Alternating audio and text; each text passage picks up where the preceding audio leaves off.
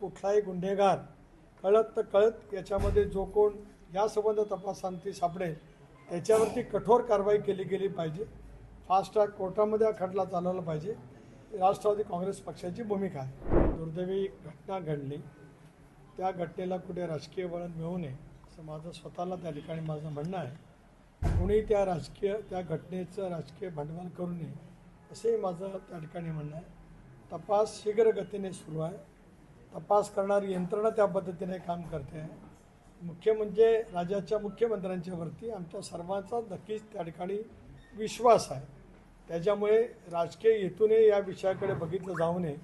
एक तर दादांवरती कुणी टीका जर काय करत असेल ते सुद्धा अतिशय चुकीचं आहे. मुंडे यांच्यावरती आतापर्यंत अनेक आरोप झालेत. पक्षाची नक्की काय भूमिका आहे? त्यांच्या राजीनाम्याची मागणी सातत्यानं केली जाते. एक असं की मी त्या दिवशी माझ्या विस्तृत पत्रकार परिषदेमध्ये घडलेली घटना अत्यंत निंदनीय असून त्या घटनेची सखोल चौकशी राज्य सरकारने त्या ठिकाणी सुरू केलेली आहे. यामध्ये SIT स्थापन करण्यात आली, CIDकडे तपास वर्ग करण्यात आला, न्यायालयीन चौकशीसुद्धा माननीय मुख्यमंत्री महोदयांनी घोषित केले. आम्हाला सर्वांनाच मुख्यमंत्र्यांच्या प्रशासन कौशल्यावरती 14 ते 19 त्यांनी गृहमंत्रीपद भूषवलेलं आहे. राज्यातली कायदा सुव्यवस्था प्रस्थापित करण्याचं काम त्यांच्या नेतृत्वाखाली सुरू आहे.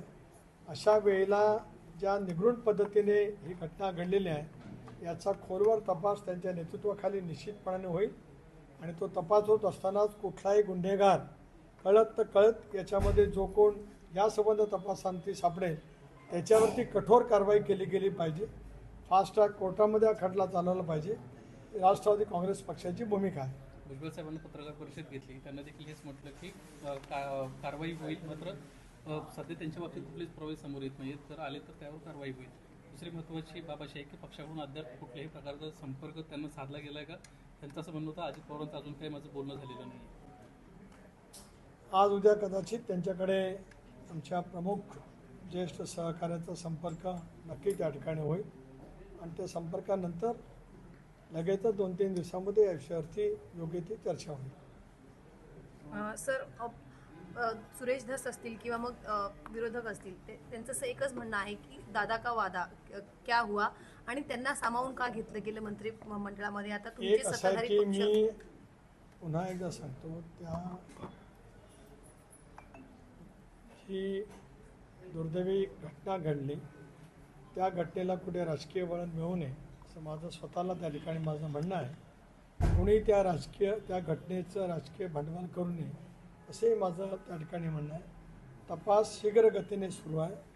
तपास करणारी यंत्रणा त्या पद्धतीने काम करते आहे. मुख्य म्हणजे राज्याच्या मुख्यमंत्र्यांच्यावरती आमच्या सर्वांचा नक्कीच त्या ठिकाणी विश्वास आहे. त्याच्यामुळे राजकीय हेतूने या विषयाकडे बघितलं जाऊ नये अशी माझी राष्ट्रवादी काँग्रेस पक्ष म्हणून भूमिका आहे. मिठाचा खडा टाकण्याचा प्रयत्न करतात का सुरेश सातत्यानं? मी एकदा या विषयावर एक तर दादांवरती कुणी टीका जर काय करत असेल ते सुद्धा अतिशय चुकीचं आहे.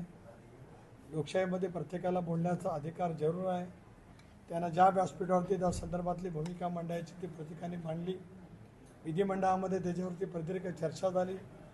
राज्याच्या कर्तव्यगार मुख्यमंत्री महोदयांनी त्याच्यावरती सखोलपणाने उत्तर दिलं आणि त्याने उत्तरामध्ये आश्वस्त केलेलं आहे की याची पूर्णपणाची सखोल चौकशी होऊन दोषीवरती कारवाई केली जाईल. आता ती तपास होईपर्यंत आपण थांबलं पाहिजे, म्हणजे वाट पाहिली पाहिजे, पण तपास शीघ्र गतीने सुरू आहे आणि तपास लवकरात लवकर व्हावा. फास्ट ट्रॅक कोर्टामध्ये तो चालत जावा. राष्ट्रवादी काँग्रेस पक्षाची भूमिका असं मी वारंवार आपल्या मार्फत महाराष्ट्राच्या जनतेसमोर ठेवलेलं आहे. विनाकारण अजितदादांच्यावरती कोण टीका करत असेल तर ते सुद्धा निश्चितपणाने अनुचित आहे अशी माझी स्पष्टपणाची भूमिका आहे. या विषयावरती जेव्हा कोणाच्या जवळ बोलायचं असेल, चर्चा करायची असेल ती मी नक्कीच लवकरच करणार आहे. अजित दादा यांनी काल एक स्टेटमेंट केलं आहे की मला